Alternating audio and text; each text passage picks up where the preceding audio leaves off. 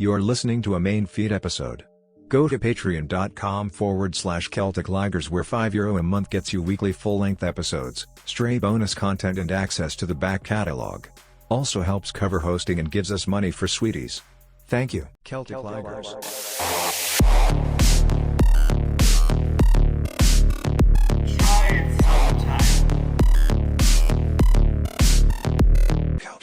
Recorded 18th of August 2024. We got some comments on our last Patreon post. Did we?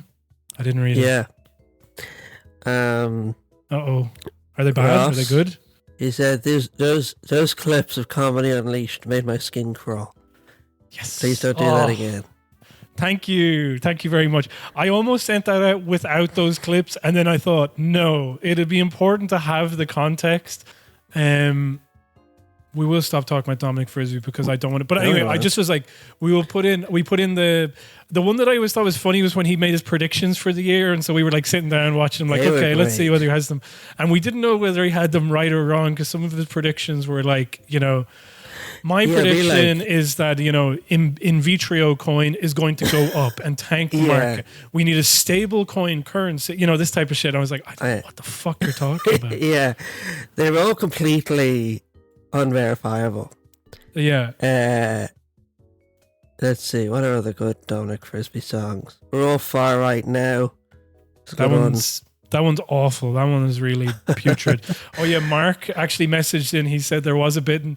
He's like, the song that you played, I went and listened to the rest of it, and there was a bit in it. I don't even know if I can put this in. He says, like, at one point, let me see if I can fucking find it. I just love his outfits. Like, yeah, he looks like Jordan Peterson, the British Jordan Peterson. Yeah, and they just like, some of those don't make sense to me. Like the one where he's like, we're all far right now. Yeah, and it's like he's wearing like woolen trousers, suspenders, a chain, no shirt or under, like no vest or anything, and a farmer's cap. It's like, what? He's so busy. What individual is that? You know what I mean? All right, here's Mark. Mark said this. Maybe I'll edit it out. Can you hear this? Hello. No. I'm just looking up. No? Hold it Dominic up. Frisby. Like, oh yeah. And this song is so epic, but he says he has this verse about Nicola Sturgeon, and the rhyme is like something. We thought she'd be a genius. I hope that her prison cellmate is some bird with a penis. And it gets an applause break. It's killing in this room. Yeah. It is, Mark. Yeah. He knows, like, it's so crazy because, like, this stuff is just so shit and so tepid. You know what I mean? Yeah. So, like, if you saw that, like, that's the far right equivalent of, like, when you see a stand-up comedian being like, they'll tell some bad story and they're like, and I was a bit hungover at the time, and everyone's like, way, like, yeah. You just stick in something about like a woman with a penis, and that's going to get a good reaction, Oh yeah, well that's what they're there for. They're there for like pretty much that, and then racism. So once they get that, there's huge clapbacks constantly for that. That's actually, like the John Oliver equivalent of calling Trump Drumpf. You know what I mean? Yeah. There's two things actually to say on that. One is one of the Comedy Unleashed alumni, Reginald D Hunter. He shows up there, but he's American, so maybe we can forgive him because when he sees like free speech, he thinks, "Oh, okay." I don't know. Like, he's been in England for a long time. He should know. He shouldn't go there, but like, I have a feeling like he's just like, I don't think he's ignorant. I just think that he's following it to the letter of the law. Yeah.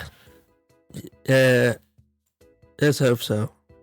But did you see that in Edinburgh, he was like, he performed like some set, and then he made a reference to Israelis being like abusive partners. Okay.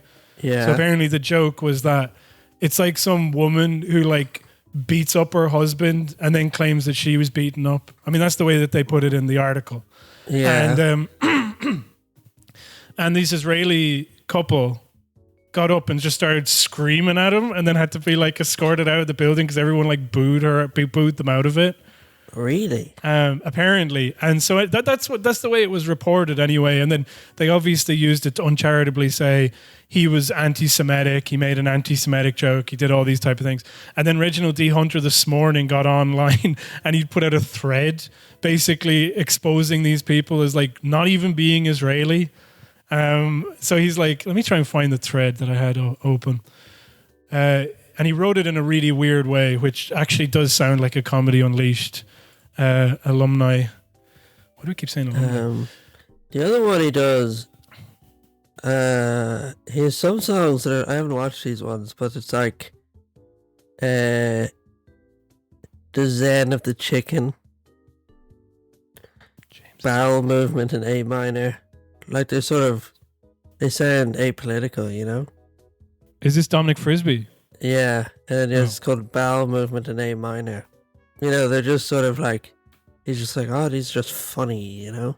Funny song. He used to have a segment on, or like a show on GB News where there'd be like panelists to talk about the week's events and stuff, and he would give like a monologue to camera.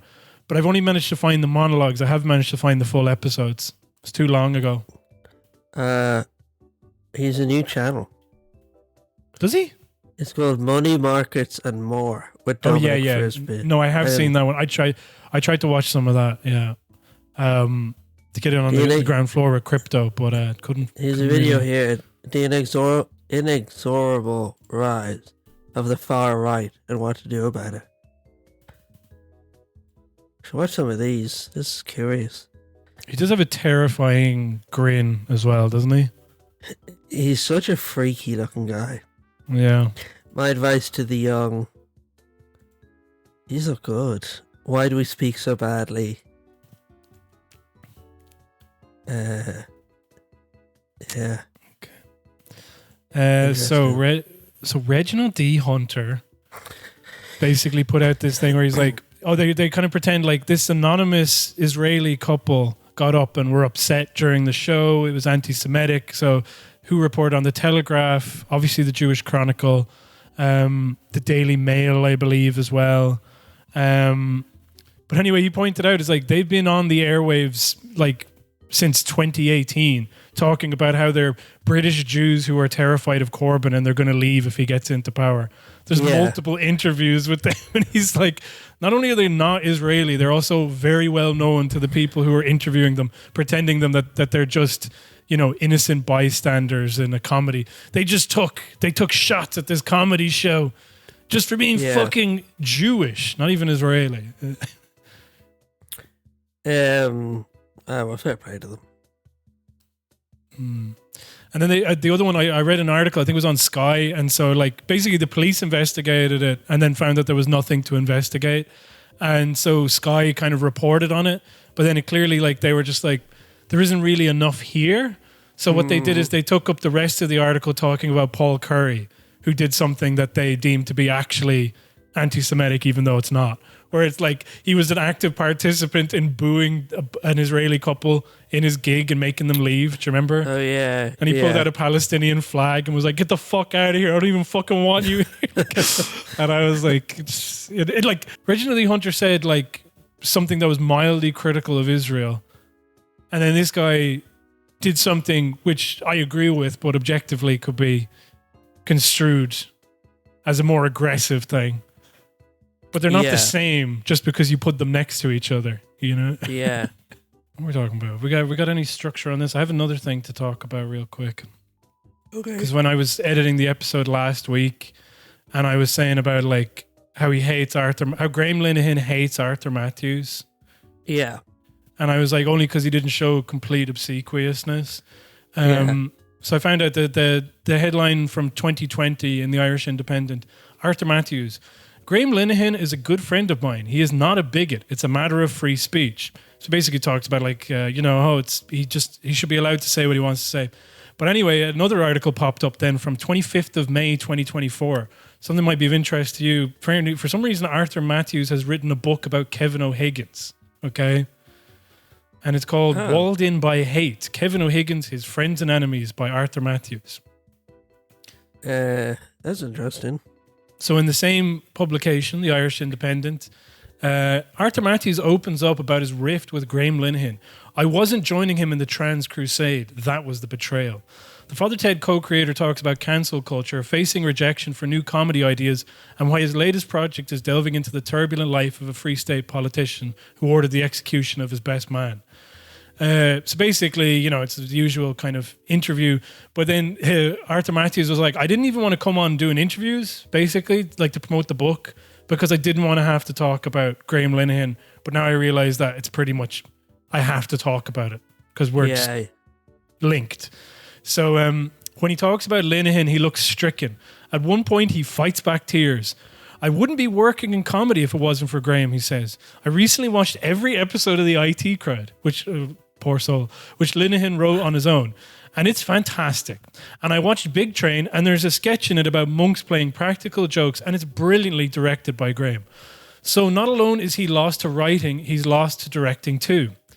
I wouldn't disagree. Wait, I would disagree. The other one, I'm editing that out. I don't want to sound stupid. Wait, do you like Graham Linehan or no? I don't like Graham Linehan. I can't believe I answered that earnestly. For much of the 1990s, these sitcom writing partners were feted as masters of their art. Their friendship had blossomed the previous decade when they worked at Hot Press magazine.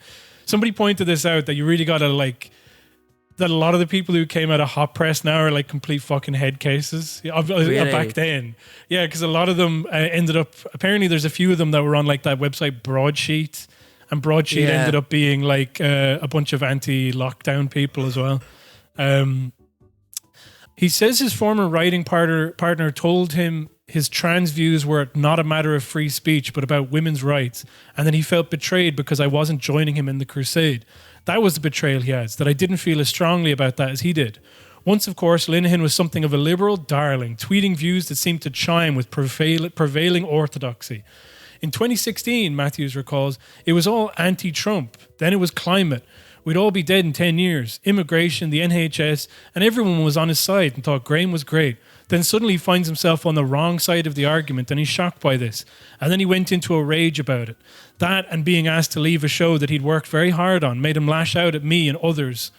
Matthew pauses, lost in thought. The question is how much of it is Graham's activism and how much of it is the fact that he's so aggressive with people, which he is. I said to him, why are you sending me this stuff? We haven't had a cross word in all the years we've known each other. He looks so distressed that I feel guilty for bringing up the subject. Matthews says his reluctance to do further interviews for his book is down to the fact that he would have to keep talking about Linehan. So this is now Matthews. He has been cancelled. People say, oh, cancel culture doesn't exist. It does. I remember reading 1984 at boarding school, Castleknock College. And now it's happening. All those things that Orwell wrote about, wrongthink, groupthink, words coined in the novel, all that stuff. This hate speech law that they're going to bring in Ireland has been a disaster in Scotland. It's ridiculous. The whole thing is crazy. And Graham is a victim of all that. Where's the lie, You should be able to threaten people and abuse people and, send death threats to their house and stuff. Yeah. Like, the police got called on him for... Yeah, harassing a trans woman. Yeah. But he's like, they're going like, it's like 1984. And it's like, aren't you meant to be one of our best writers? And you're still going back talking about fucking 1984. Yeah. And it's this thing like getting cancelled. And then also he brings up the hate speech law. Yeah. That's like far right shit here. People getting upset about like the hate speech law. Like, I don't know much about it. Maybe here, I'm open to correction on it. I just only ever see fucking Kulak says no people talking about how we won't be allowed to say anything soon. Please God. Yeah. He actually wrote a sitcom about being cancelled just after it happened, but before it all blew up. He sent it to me. It's very funny. It's exactly the kind of thing that should be made. If I was head of Channel 4 or BBC, I'd commission Graham to write this kind of stuff. But I'm not responsible for the woke world we live in. Yeah, they already made that show. It's called Douglas Gets Cancelled. And we reviewed it on our private feed. So if you want to hear our review... patreon.com/Celtic Ligers to hear what Graham Linehan's Douglas is Cancelled was like. But I love that, like, he's like, why is he so angry at me? And he's getting upset about this. And he's like, God, he's just getting so mad. It was like, think about what trans people feel like to have this guy screaming at them all the time, 24 hours a day. It's like, no, I don't think I will. In fact, I'm going to give out about the hate speech law. Yeah, thinking about trans people is too close to 1984, so I will not be doing it. I just thought that was an interesting one. Maybe it's not. It is. No, it's not. Sure, it's not. Sure, it's all in. Everything's interesting. Yeah, we're going to keep it all in. That's that. I don't know. I just adjacent to Comedy Unleashed and stupid. There's pliers coming. James got some pliers. Imagine I reached through the camera and twisted your nose off.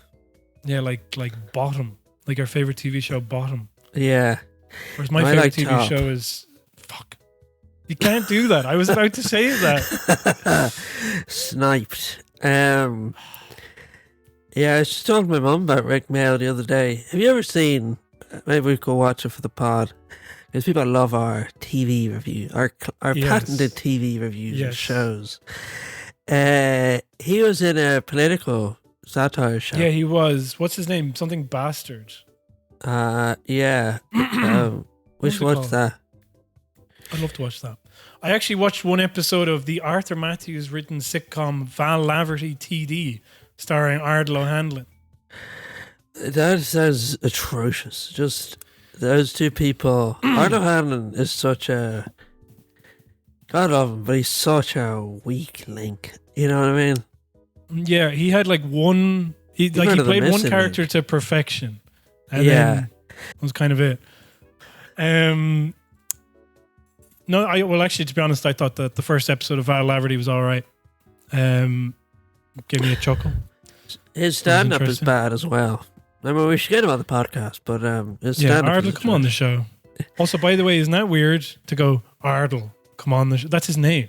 Yeah. People call him that every day. I know. That's not his driver's license. Do you know he made like a documentary about the Catholic Church recently? A documentary series on RTE. Yeah, I mean, we should watch that. Also, didn't he see the Pope? Am I crazy? I think he did another one about the islands. Ireland he's really knocking them out. And I think we should watch for the podcast. And write in if you love all these ideas. Okay. But have you ever watched the documentary Rocky Road to Dublin? No, I've wanted to though. We should watch. That's so good. Yeah, you're saying. And like one of the guys who's in it is Father Michael Cleary, who had the baby with his housekeeper. Is that one of many? I thought the other one was Bishop Eamon Casey. Yeah, no, Cleary did as well. They tell you the story. I won't get into too much detail, but my granddad was going through something, and my dad went up to Michael Cleary, the priest, and I was like, "Oh, you come and talk to my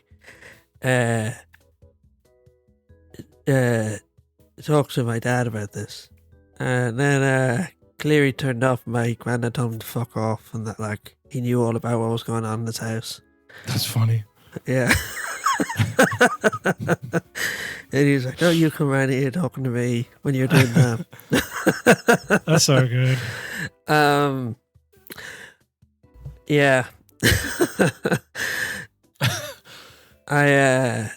Yeah, but he's in it, and then there's like a priest who's like singing to people, and he's like singing like Dickie Rock songs, and it's a great documentary. Now, to take a sip of my coffee. Yeah. So what else in the news? Are you going to go to that Comedy Unleashed gig, by the way? I've gotten so many messages from people being like, let's go to this. Yeah, and same, I keep being yeah. like, I just don't want to give 25 quid. You know It's what a I lot mean? of money. 25 quid to these fuckers is not Like, good. they're just so evil. You know what I I mean? know. Like, if it wasn't gripped, if it was just Comedy Unleashed, I'd go, because, like, it just means that, like, Graham Linehan gets an extra 20 quid and he just spends it on, like, Twitter Blue or whatever. You know what I mean? Yeah. Like, Well, Mark says it's investigative journalism. It's Vice. I know. So- What do you think? Should we go? Well, I might not be here, so it's up to you. Fucking hell. Can't believe that. Well, you've sort of put me in a position now where you're like, oh, I'd go if I could, but I can't. So I'm away. So you have to go. Like, All right, if well, you I'm were trying to here, imagine. Yeah. if you were here, where do you go? I would wrestle. Oh God, I don't know. It's so hard. It's so hard because my instinct. If I go like, do you know what? Fuck it. Forget about the money and where it's going, because like this would be of interest to people to be an observer or something like that. Yeah. You know? Then I would just have to think about just setting aside time in my day to go up and sit in a room with hateful fucking people, and then I would be like plastered by the end of it, because like if I'm like watching comedy, I'm just like, I need a drink right now, like comedy like that, and I don't think I could be there. It would just be such an unpleasant experience, you know. I could see like really, like I'm not very confrontational, but like if I'm there and I'm kind of being like made to feel bad, like you saw it at the fucking Sugar Club. Do you remember? Just involuntarily just scoffing at Mairead Farrell and being like, getting really like just in my seat, just uncomfortable, moving around. Do you remember when we saw at the Ditch event? Oh yeah. Yeah. Like, maybe if it costs like 25 quid worth of damage, I could justify it, you know? Like throw a bucket of blood over Graham Linehan.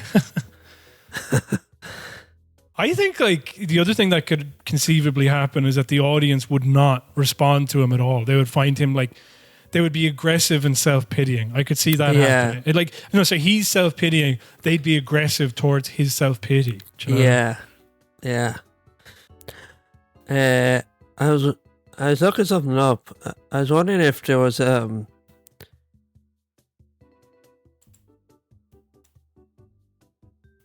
there's a big coin called Paddy coin. Oh wow. Earn gold when you hold Paddy coin. The crypto and a mission to tackle the global mental health crisis in the wake of COVID-19. Paddycoin.net. Site can't be reached. 1 second. I guess it's probably not real. I'm not in it today. I'm not into it. Irish crypto currency. Alright, fuck it. But yeah, he's like saying Irish coin. Irish coin. It's a bit lazy, isn't it? Era. What about E-Punt? That'd be a good one. E-Punt, that'd be pretty good. Welcome to Irish coin, Ireland's first and only cryptocurrency since February 2014. Bitpunt. I don't know why I didn't think of that. Bitpunt is good. Our Genesis block motto. No, I don't speak Irish. Ninyard, go curl a Kayla. What does that mean? Yeah. Thank you. Well, I don't know, because your pronunciation is so poor. Otherwise, I'd be able to get it entirely. Featured in nothing. I don't know why they have that section. Crypto. Oh, he's involved in the crypto cafe. Did you ever see that? It's gone now, but there's this cafe on like Wexford Street, in Dublin. Okay. And you could buy stuff with crypto. You could also just buy with money. And they had this big, like a stock monitor. You know what I mean? Like a big long monitor, and had all the like updates of different cryptocurrencies. And I was just laughing at it with my friend. And then the guy was like, behind the counter, he's like, wow, you really know your stuff. But I was like, I was just being like, that's a bad name, Yeah. He wasn't joking. He wasn't being sarcastic. He was just like, impressed. That you knew anything. I guess. But like, he was the guy who ran the place. So like, if he thought I knew something, that meant he knew nothing, Petty coin. And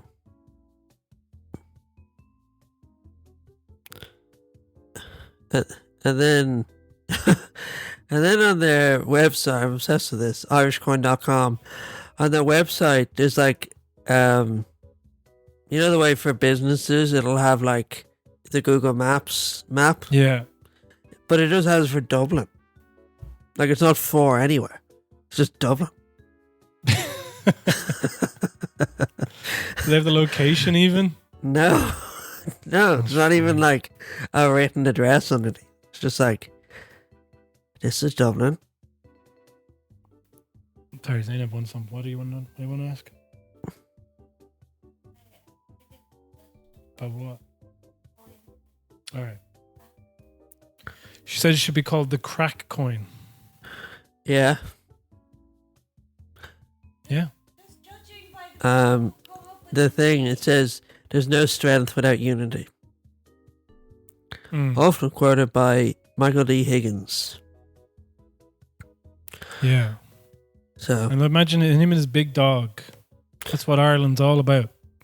Yeah. What are they called again? Bruno. St. Bernards.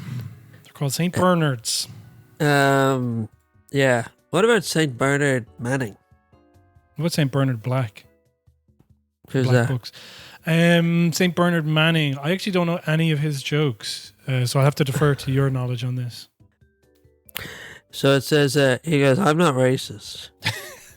It's just, and then he goes, I make fun of everybody and they make fun of me.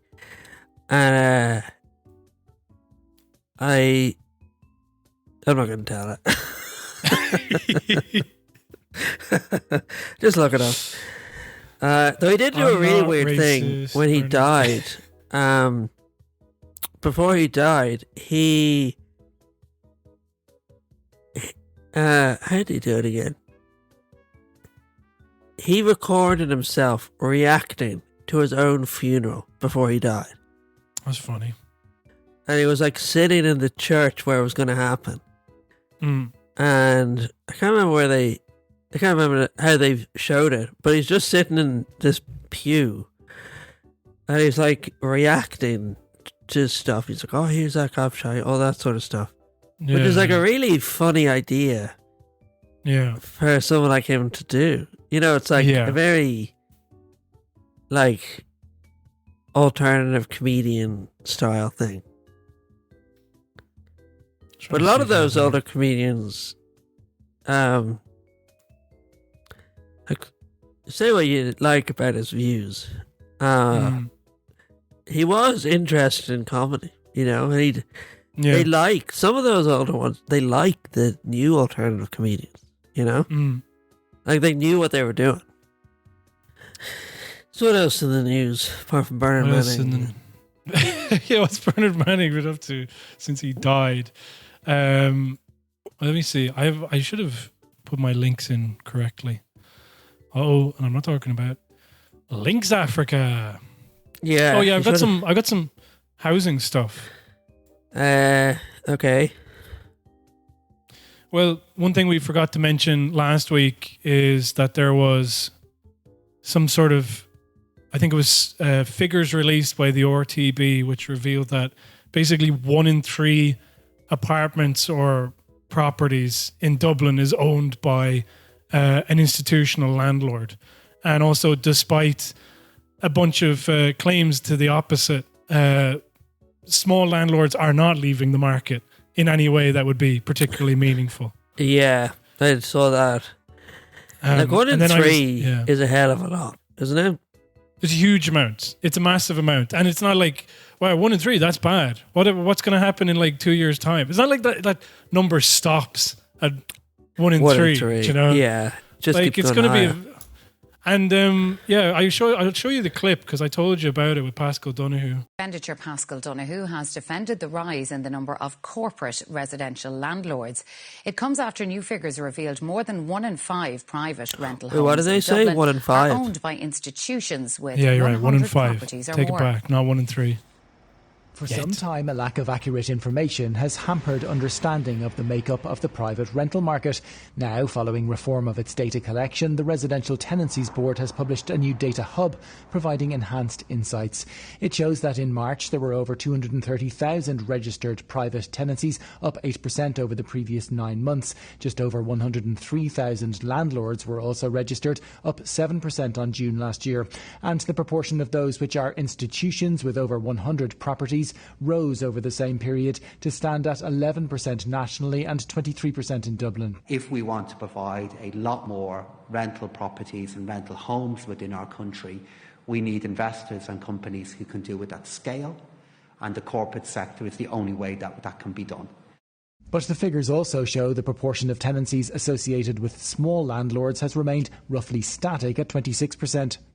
That's despite claims in recent times by industry organisations that small landlords are leaving the market in their droves because of rising costs and increased red tape. But the Irish Property Owners Association reiterated today that despite the figures, small landlords are selling up, leaving tenants without places to rent.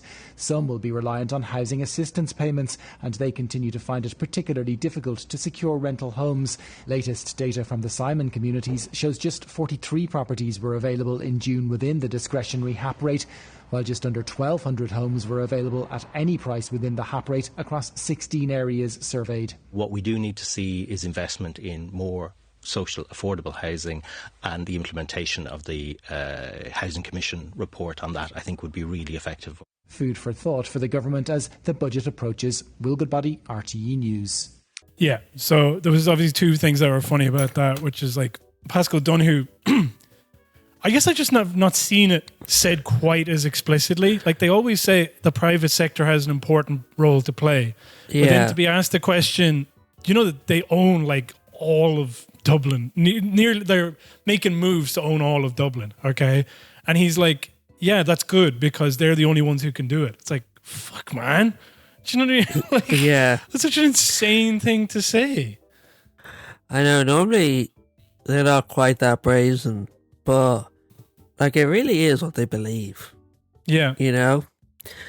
Like I was texting you about a friend who had this theory that like, you know, like neoliberalism is an idea that was brought in by people who just wanted to make money.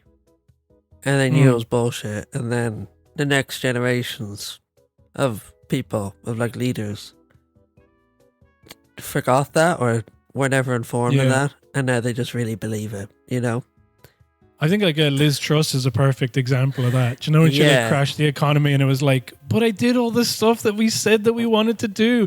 And even at the time, like it's been pointed out by Aaron Bastani at Novara Media, but he's like, when she released that budget before it crashed the economy, like Nigel Farage was like, great stuff. This is exactly the type of budget that we need. Like it was a budget written by those think tanks that they all like will continue to go on and be interviewed by British media completely uncritically. And then so it's crazy. It's just mad. It's just like, yeah, what am I saying? I guess like it was just that like good example of that, what you're talking about, where it's like the true believers are now like have forgotten that it was all a fucking joke, do you know? Yeah, like you'd wonder how much money Pascal Donoghue was making off this. Do you know what I mean? Like, I'd say it's not as much as you presume. It's like when you find out, you know, there's all the scandals over bribery. And then when you look into the figures, they're fairly low. Like, the amount people were taking to, like, completely fuck the country. It was, like, in the realm of, like, thousands. Yeah, they're like future planning. They're thinking about, like, what's the next thing I'm going to get? How, you know, like, it's... But, like, they really just see themselves as, like, you know, the investment people who run the investment firms are the smart guys who know what they're doing, and my job is just to, like, make way for them. You know, it's to hollow out the country, you know, to give to them. Cause say, like, in North County Dublin, there's this thing at the moment where if you've like if you have land that's not in use, like you're not living on it, and I guess it's not been farmed or whatever, there's like a tax they brought in that's pretty high, you know? And the only way to not to pay the tax is to develop the land. So if you have like a load of land, it encourages you to like build, theoretically. But then if you have a small amount of land, it just encourages you to sell that land to a private company, you know? So it's just a way of like funneling. It's like, it's now not even enough that, oh, people should own land, which it doesn't even really make sense if people should own land. Now it's like, oh no, development companies should own the land. So if you have something, we're not going to help someone develop it. We're going to force you to sell it to a private company to develop it, you know? It's a consolidation into the private sphere. Yeah. Yeah. No, I was just thinking about like vacancy and dereliction as well, because let's say you've got land, then you don't have like amenities, roads potentially. Yeah. Do you know what I mean? Or transportation's not like buses going out there. You don't have plumbing. You don't have any of this stuff. Whereas all over Ireland, as people have pointed out, there's huge amounts of vacant and derelict buildings. But recently enough, they were like, you know what we'll do to encourage these people to build in the vacant and derelict buildings they'll have, we'll provide them with tax incentives. And also, Prescott Donoghue as well, if you remember back in like, was it 2022? He was like, oh yeah, we're going to do a survey of all the vacant properties. And then like a month later, he's like, there's actually not that many vacant properties. Like, well, you counted them all? In this space of fucking time, you don't even have the information. Like, I'm not even sure, like, they changed the definition for a vacant property. I can't remember what it was, but I remember that like there are some properties that are basically just at this point like a pile of bricks, and they're like, no, that's actually not derelict. You know, like there's some sort of like qualification. Like there's, you know, like it's not a problem if you don't look for it, basically. And then it's the other thing with like short-term lets and whatnot, where yeah.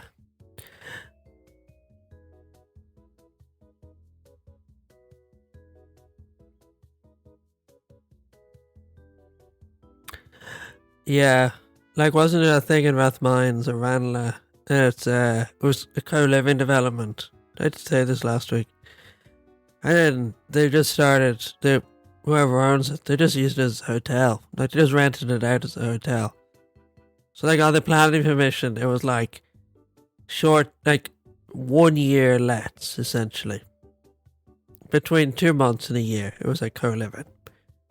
And then in reality, it's just a hotel. And it's not like booking.com and other hotel sites. They just changed the use to like a hotel without changing the planning permission. The other thing is I never get, it's no complaint, but why there's so many like rooms of both shops that are completely empty. Yeah. Why can't I live there? I know, like it's just better. There was something I was noticing. I was kind of, because, you know, it's Sunday and we were like, why don't we do the thing where we read what's in the news? And then I didn't buy any of the papers. So I'll go online and read like the opinion columns. But I just remember looking at the Irish Times and seeing all the opinion columns. So let's say like that's an outlier, the one I'm pointing to there. But the first one was like, Kneecap's use of Irish is perfectly in tune with Owen McNeill's vision. Michael McDougall writes, who, by the way, Zainab just... she's reading up on whatever, what's his name? Douglas MacArthur? No, not Douglas MacArthur. What's his name? Malcolm MacArthur. You know, the serial killer. No. You know the one he was linked with the Haughey by some oblique way. He was at the Lord Justice. Oh, he killed 2 people. Yeah. That's a serial killer. He killed 2 people. No. That's normal. That's enough. But Michael McDowell was on his defense team. Cool. Anyway, Trump's conversation with Musk reveals dangers that were not made explicit until now. And then, you know, Paul Gillespie, Ukraine incursion into Russia could make it easier to talk about peace negotiations. Fintan O'Toole, one law for mega-rich provocateur Elon Musk, another for the poor idiots who follow. And then we have, Justine McCarthy. Musk's lack of interest in truth shows why government must act as on media ownership. Then Una Mullally, Kamala Harris is backing Donald Trump into a corner. And it was just like, how many of these are actually not about Ireland at all? Do you know? Like they're all, I was kind of suddenly struck. Yeah. Tampon Tim, nickname for Wass, is not just Republicans being weird again. It's like, these are all Irish opinion people. Do you know? Yeah. And then there's one article, and it was about house prices are out of reach for the average earner. So why do they keep rising? Now, would it surprise you that at no point does he mention that the government could be building houses at all in this? He's basically saying the reason that house prices are going up is because, unfortunately, we're all getting better off. We're all really rich. That's why the house prices are going up.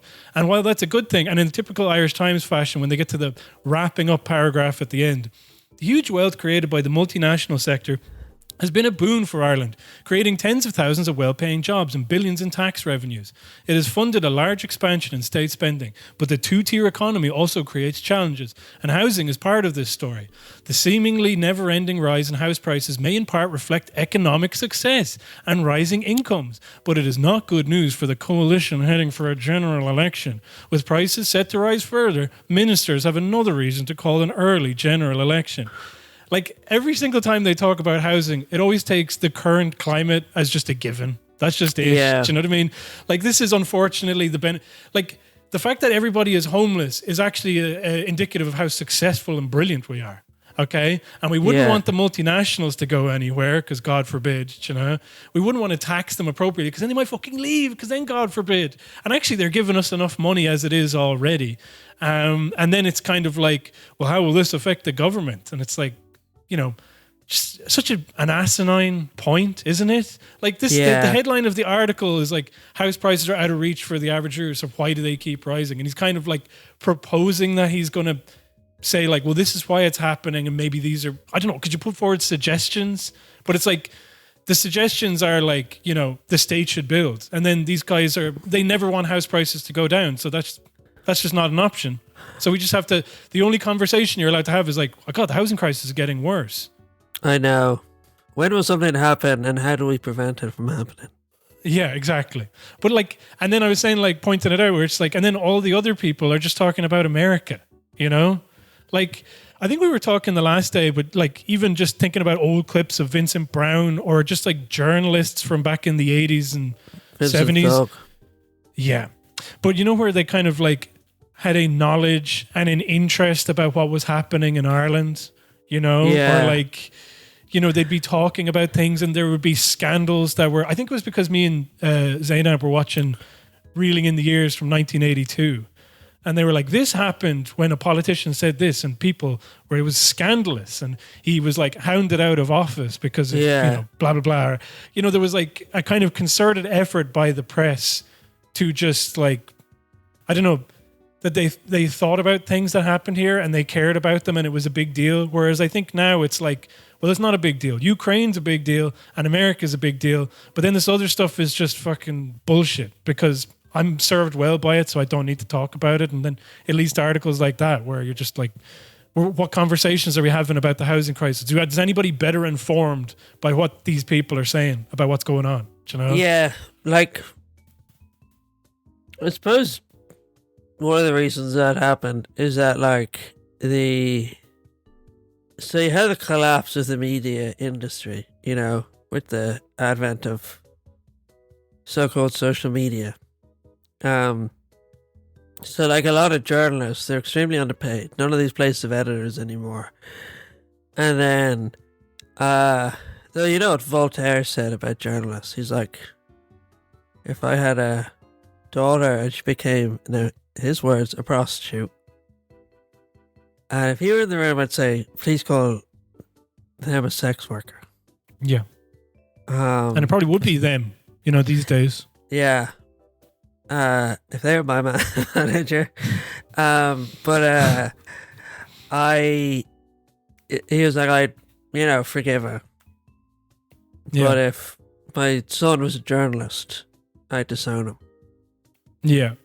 But, so now they're all just looking for other ways to make money. And it's like a lot of them just want to be like political advisors. Like, what's his name? I know he wasn't a journalist. Well, there was one. Fia Kelly was one. And then one of Pascal Donoghue's advisors has since gone on to, I believe, found that currency outlet. Do you know that one? Yeah. So, like, none of them want to write anything too controversial because it's like they're all looking for an out, And it's like if you've been criticizing this politician, he's not going to hire you. Or like... Yeah. So I think a lot of the reason why it's all gotten so anemic is because it's like back in the day, you could be a journalist for the rest of your life and you could live a good life. Whereas now, a lot of young journalists are looking for alternative ways to make money. I also so it's like, think you just write about America because sure, you can say anything you like about Americans. And, but they don't as well as the other thing. They just recite what they're hearing from like CNN or whatever. I think that's just I think that's a sign of intellectual, degradation in the field. I would also say that it's like third level stuff. Maybe this is just, now I'm ignorant. Maybe we should have that in like trigger warning. We should have that on the soundboard. We don't know what we're talking about. Warning, I'm ignorant, okay? Well, I'm ignorant. But like, I am talking about like, when you suddenly get classes for things. So there's like, it becomes a college degree to be a journalist. I got a degree in journalism, okay? Yeah. And then if you were to like propose that somebody do something different. Yeah, college degree. Your classes include, fart sniffing, fart sniffing 101, CNN reading. And this is what I'm getting at, where it's like, no, I need to, the way that you develop a story is you go to somebody who's written the story and then you read that and then you kind of report on that and reword it a bit. Do you know what I mean? But that's legitimate and that's fine.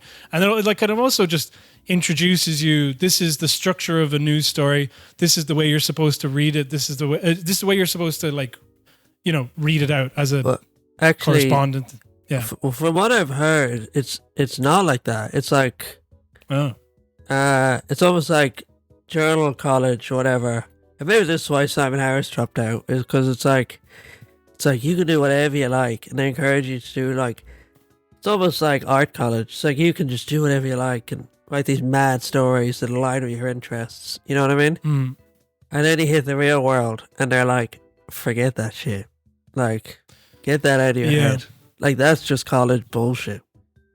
Well, at the risk of putting somebody on blast, two people on blast, but the two people that I know who did journalism, and it was like the exact opposite. It was kind of like, here's how to very rigidly write these articles. And I just remember like listening to like Chapo or something, and I was saying all these things that were happening and kind of like, getting woke. I was getting woke to the Chapo way, Yeah.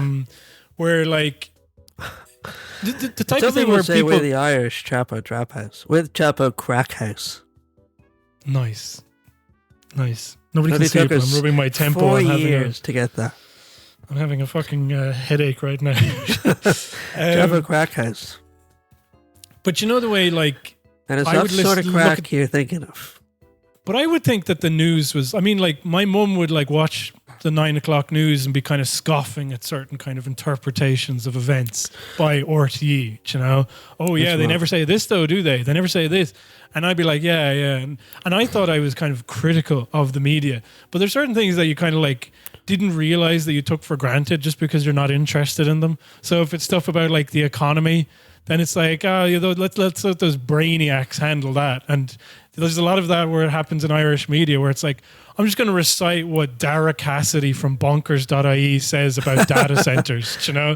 And it's like, yeah, no, he's probably an impartial observer. And it's like, no, he's fucking not. He's as political as anybody else, you know? And I think that was the thing that was really woke for me about Chapo, which was like them just kind of reciting what some dullard pundit said and then being like, well, why? And then I was like, yeah, actually, fuck, why? Why did I take that framing for granted a lot of these times, you know? And then once you start doing that, then you start to... But I feel like from my experience with the two people I know who went to journalism school, one of them was also Jackie Fox, who is now working in RTE. She's a correspondent. And she also has like a podcast talking about like... the US elections, but it's all just filtered through like fucking CNN sound bites. Women shouldn't have podcasts, I'll say it. I'm not afraid to say it. When she's like, she's like, could this photo of, like Brian O'Donovan was her co-host. So actually I was about to attribute this to her, but I can safely say that Brian O'Donovan did say this. Do you know why an entire segment. Do you know why he has a podcast? Why?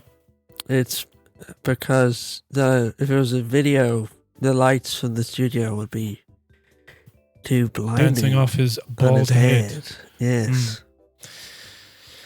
When you think about like even then like Gavin Riley, Zara King, Richard Chambers, these people who just kind of every time that a general election is called, they share that same clip from fucking West Wing with like game on, and they get really excited about it, like. And they do spreadsheets and shit, and it's like they, but like then they're given the information and then they recite it, and then maybe if sometimes they kind of do a somewhat snarky tweet, then they feel like they've pushed back against the powerful. Like Richard Chambers is slightly better because at least like on Gaza he's a bit more outspoken. I will say that. I always think Richard Chambers is like the West Wing guy. Yeah, but. I always feel like with Gavin Riley, he is just like, he just loves the stats. You know what I mean? No, Gavin Riley is the big West Wing. He's the one who, I was not joking, he's the one who puts out that gif every fucking time of like Josh from the West Wing going game on. And they kind of are like, oh, it's nerd stuff. It's a bit weird. You know what I mean? It's just the type of thing that I'm into. And, but it's just like, I guess I just find it so bloodless and irritating, and it kind of perpetuates all of this shit. Like, they think that they're the anointed people to, hold truth to power because they don't actually really do it in any kind of meaningful way. Yeah. Case in point, when he had Dara O'Brien on interviewing him about, like, that was on Gavin Riley's podcast when Dara O'Brien said that it was, basically black migrants coming into the country who were putting a strain on the social housing lists. And they also didn't need social housing because they weren't actually that bad off, Right, yeah. So, like, somebody in the comments... They? Of course they do. We're always throwing them in the canal. They, like... I can't remember, somebody underneath was like, you didn't really challenge him. And then Gav Riley was like, people have different styles. My style is thus to, not challenge him. Dick sucking. Like, I don't know. It's just, it's just, I don't know. It just might make a broad point. And my brain's kind of half dead today for whatever reason. But like, I just feel like frustrated whereby I don't know what the fuck is going on. But then these guys very confidently don't know what the fuck is going on. They go out there and they say this stuff and they kind of pursing their lips and shaking their heads and being real serious. And then it's like, I know. You're contributing about as much as me, and I'm not saying anything. We're contributing much more. We radicalized several people. Yeah. Did you watch that clip I sent you from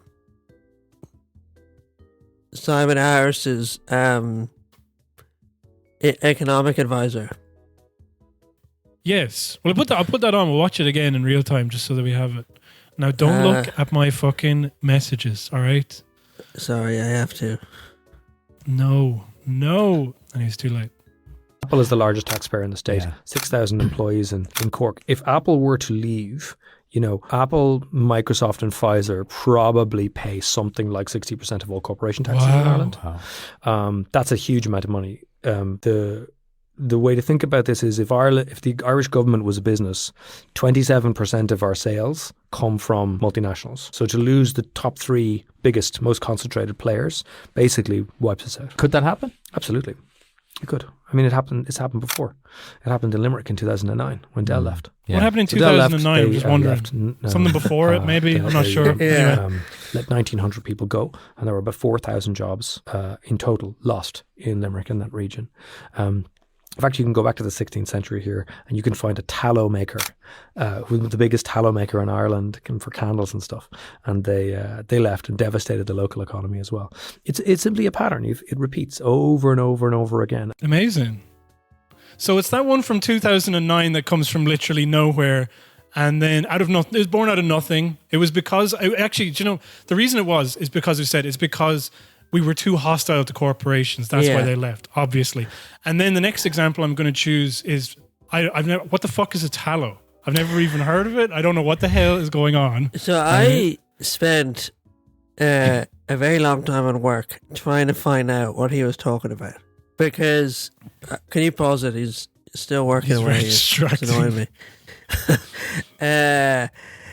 Because tallow is like, I knew what tallow was. Not to shame you, but it's like animal fat that's used to make soap and candles and stuff.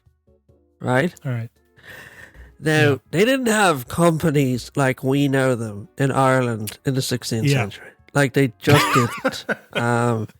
It wasn't like, as far as I understand it, the way things work is that you're granted like a charter or a company to allow for the production of things. You know what I mean? You're granted it by the king, essentially. So, like, it wouldn't be like this tallow manufacturer decided to relocate to England. You know what I mean? Fucking Bangladesh. Yeah. It would have been that, like a lot. Sometimes what happened was that if an industry in Ireland was threatening the price of, or was undercutting the English market, they just great place to pick up vegetarian. They just eradicate the Irish industry. They just be like, oh, you're not allowed to make tallow anymore. So it's not like Ireland, the Irish government was too hostile to tallow manufacturing. It would have been like, just a decision was made, or you know what I mean? It's like, it was a completely different economic system of feudalism. Yeah, and so it's not like, oh, this is a repeated thing that's been going back hundreds of years. It's just like, and I mean, he also doesn't address the problem of like, if we have 3 companies that pay most of the corporation tax, which still isn't very much, like all the other companies in Ireland account for 40% of the government's income from corporation tax. Yeah. You know what I mean? I get it now, yeah. But also, like, how much is 60% given how much they're supposed to pay versus what they actually pay? Exactly. But, like, that's also an issue. Like, if he's not being like, so we need to figure out ways to solve this issue. He's just like, no, we need to suck up to these companies so they never leave. He's essentially being like, we should let them hold us ransom. And if you say that, isn't that like removing all of your leverage, where it's like there is literally nothing that you could do that would make us reject you and make you want to, you know what I'm saying? Yeah, like, exactly. Like, you have us over a barrel. So, like, please start fucking. Also, I couldn't find any reference to any tallow maker in the 16th century. Well, he is professor of economics at somewhere. So, are you saying that this guy doesn't know his shit? And there's also like, there was a guild of tallow makers, etc. It was based in Dublin.